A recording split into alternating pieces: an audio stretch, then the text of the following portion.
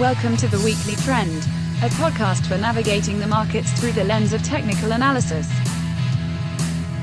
The Weekly Trend podcast is provided for educational purposes only and does not constitute any professional advice. Listeners should not act upon the information or content without first seeking advice from a registered financial planner. Welcome back to the Weekly Trend podcast. Today is January 20th, 2023. S&P sitting at 39.34.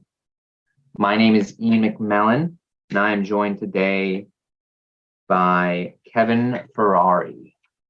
So, Kevin, to get into it, anything right off the bat that jumps out to you that you are just absolutely dying to get off your chest? No, I don't think so, other than kind of like we were talking about before we even started recording. It'd be nice to move somewhere, which seems to be the story for, I don't know how long now. Seems like forever. Yeah, we talked about that 39.34 level, the same place we were at last week, same place we were at a month ago, same place we were at 2 months ago, same place we were at 4 months ago, 5 months ago, 6, 7 months ago. On May 12th, we closed 39.33. Today we sit at 39.34 as we are sitting here talking. I'm starting to feel like Bill Murray in Groundhog's Day, just waiting for Ned Ryerson to come walking out down the street. Just trying to sell him some insurance. Yeah. But I mean, obviously, in that time period, lots of things have gone, lots of different places. Where we talk about the S&P, obviously, within the U.S., it has kind of been a laggard the last few months. The Dow has clearly been the leader there. Internationally, we know things have been a lot better, particularly in Europe. And a few spots. I don't think you can say Latin America overall. You and I were kind of having a discussion before this. Obviously, the strength out of Argentina has been noted multiple times, but to my surprise, you actually discovered this ILF, which I believe is the only Latin America ETF, at least the only one that comes to my mind. So I'm assuming at least the most liquid. No Argentina exposure. A lot of Brazil. Like, what'd you say, 60% Brazil? Yeah, right around there, just 59, just a little over 59%. And Brazil has been, I mean, all things considered, even compared to the U.S., kind of a laggard. Mm-hmm. Really hasn't done anything. I mean, it's underperformed over the last couple months you go back to early November, Brazil's underperformed by 18%. So about 2.5 months. But you've got Argentina and, ILF, we'll give them props for, they got Mexico. Yeah, second place. Largest. Yeah, just a hair over, almost 26%. I think EWW looks pretty good. I say when we look at EWW and ARGT, two ETFs that represent these countries, Mexico and Argentina, respectively, it's in a pretty similar behavior recently. Mm-hmm. Healthy consolidations above some previous highs. So we will see if that sticks. But back to the U.S. Yeah, we had this trend line on the S&P. I kind of joked the other day on Twitter that it was the most watched trend line we've had in probably a few years. And I say that, just with all the charts being posted, it's a very obvious rate of trend when you go back to the December 2021 highs. Mm-hmm. And the touch in March and the touch in August and the couple touches in December and a touch last week. Was that last Friday, the 13th? Somewhere in there. Maybe it was Monday. But cannot break it. And you had the Dow hovering around this 34,000 level, which has been tested a lot, tested in August, again, a couple times in December, and then again, last Friday, and unable to break through. So it seems like the evidence is there. I mean, the breadth isn't bad.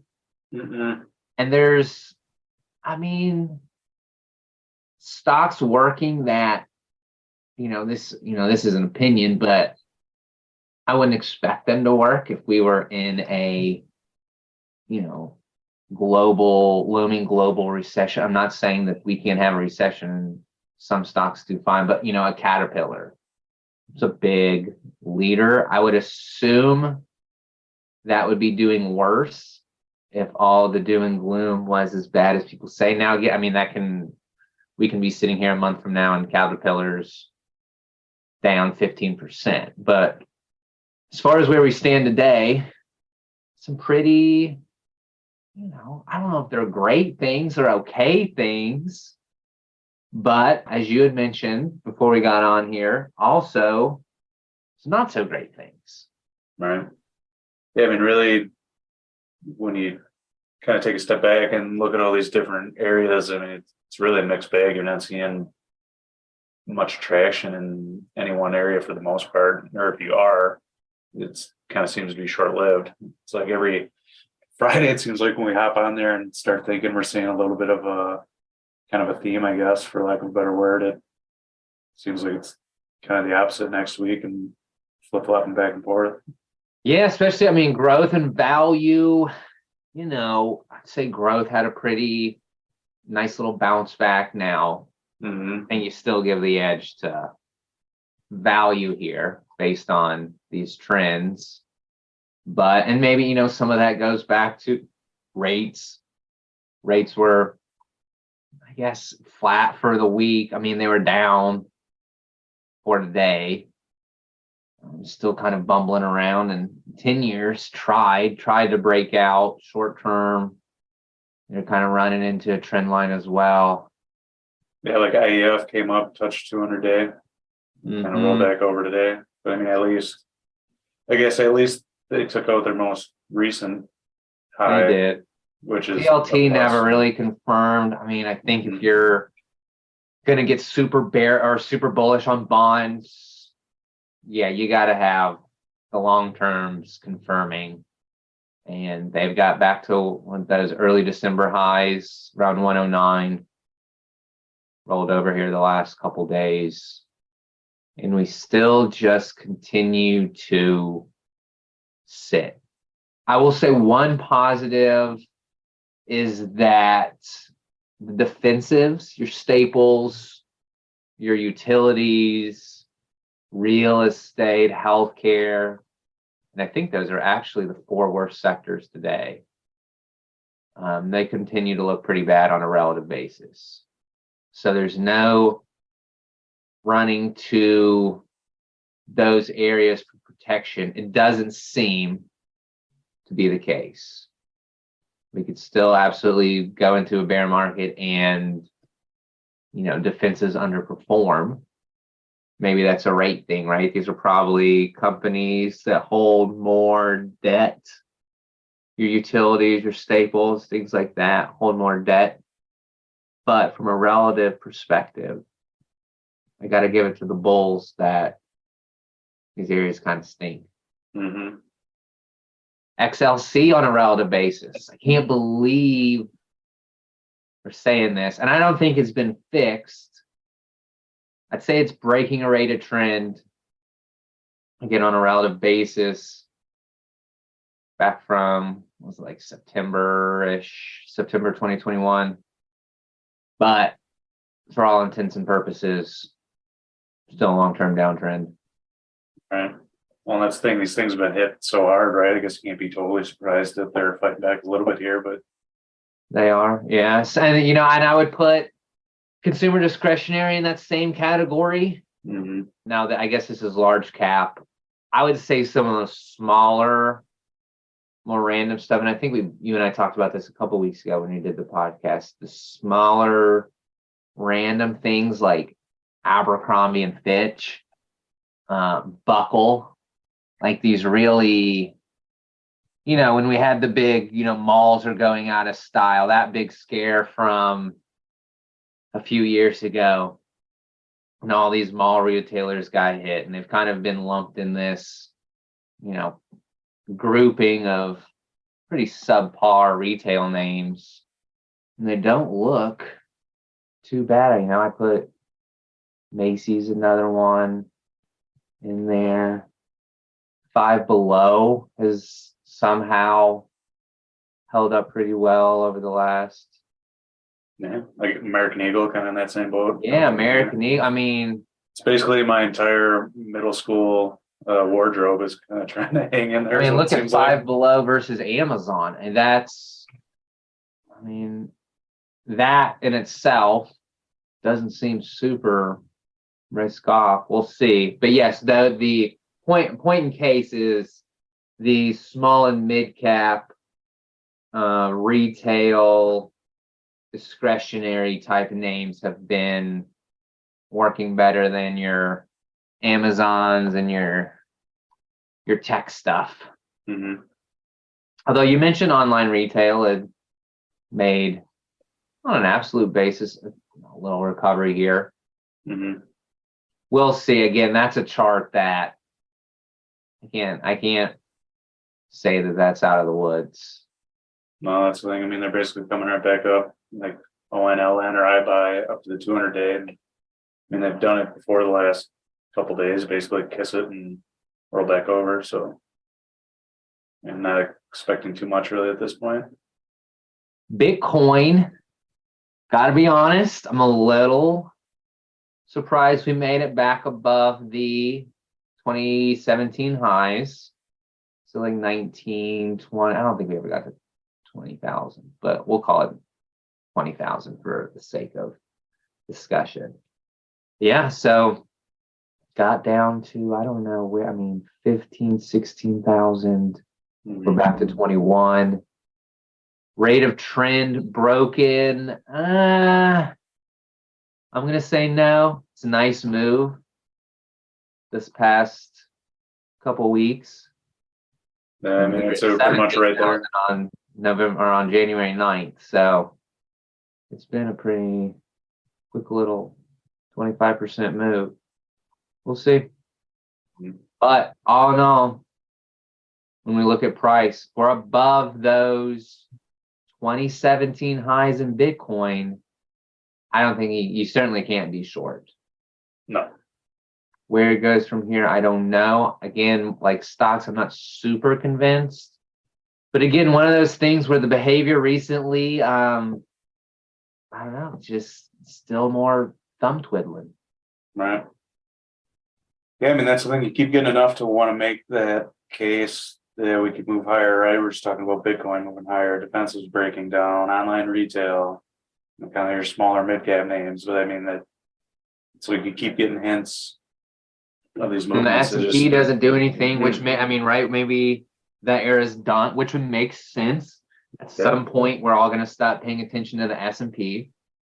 But yeah, the inability there for those stocks to break higher. Now, you look at things like mid-cap value that are back to all-time highs. Mm-hmm. And I do find that interesting. Mid-caps, for me, I've kind of always put them in this why bother category. Right. Of, if you're going to be, be overweight large caps or be overweight small caps, don't hang out in the middle. But to be honest, that's kind of been the place to be, really. The sweet spot. Yeah. Actually, if you just look at like RFV to IWM, on a weekly basis, just look, it's actually kind of crazy how, it's really taking on, yeah. Yeah. That thing's running. So, and I wonder if it's because it's more of a value phenomenon. Could be. I have RFG versus IWO. Yeah, it depends, up over the last 2 years, down over the last 12.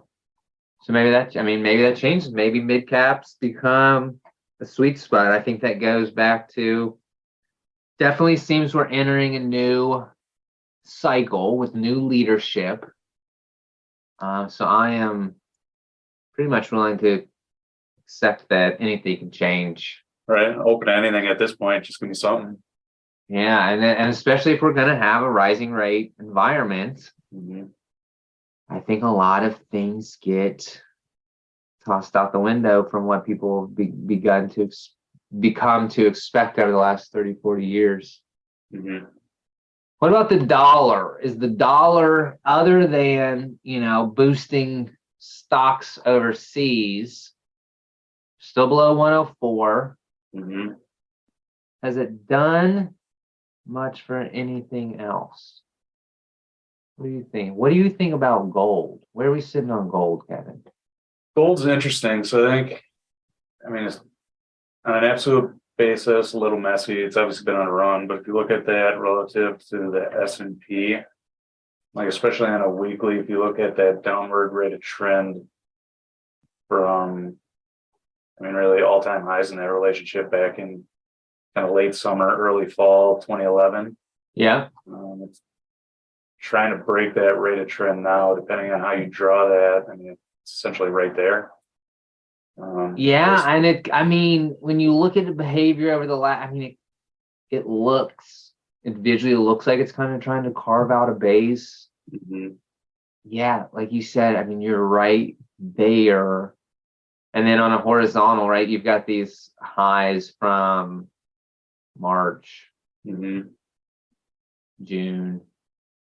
Dollar below 104 also would fit this 2003 to 2007 theme with materials and foreign stocks and emerging markets and Latin America. So, which right with, I guess what we're seeing hints of kind of fits together. But at this point, it just kind of seems like the same story. It's got to stick. Maybe we spend a decade looking at the S&P like we looked at emerging markets for the last decade.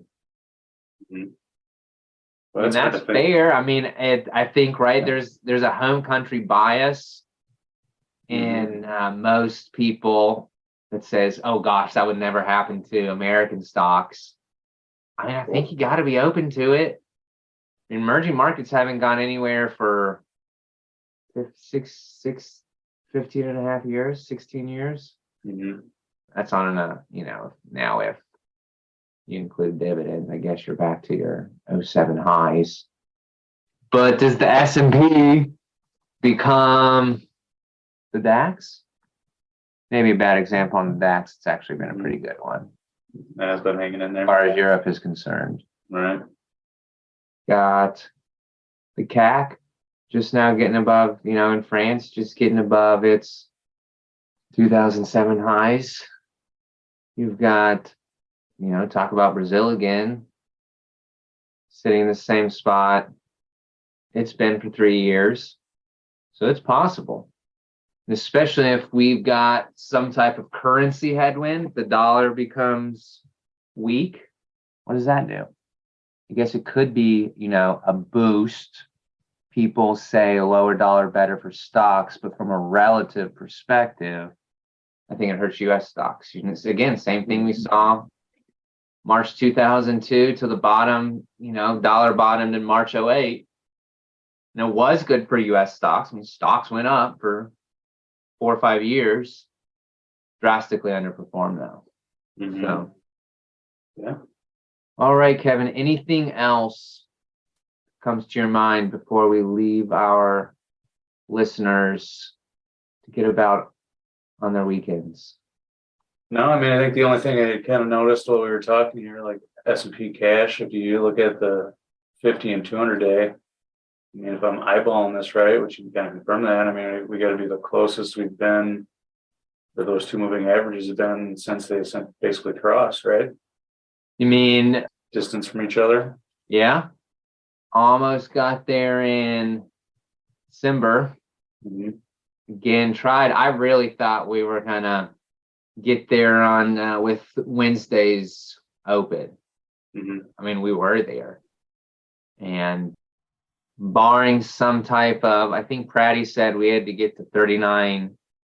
I don't know what type of candle we'd have to have. We'd probably need to close above 4,000 to get there, but not happening this week on the ETF. Will stay in T-bills as of right now. I mean, anything can happen in the next 3 hours, but I'm not expecting a 2% surge into the close. Mhm. No, but by next week, who knows, right? If it keeps following the same pattern, I guess. It always seems like we're kind of seeing things flip flop back and forth. So who knows? Next week, probably talking about the total opposite. Very well could be. Now I'll say one last reminder for all of our clients who will be in town. Adaptive will be presenting Tuesday for the quarterly lunch and learn. We'll review kind of 2022, what to look forward to in 2023. So myself, Dave, Kevin, Dan will all be presenting. So if you're in town, I know we usually get some pretty good turnouts for those. Usually, I know the afternoon sessions are almost always fully booked. Yeah. But make sure that you make time. I know it's usually on a Wednesday. It's usually on the third Wednesday of the month. It's going to be on Tuesday. A little curveball this Next month. week. And I believe that the rest of the year is back on the third Wednesday schedule. Mhm. So we will leave you at that. And have a great weekend, everyone. Yeah, have a good weekend.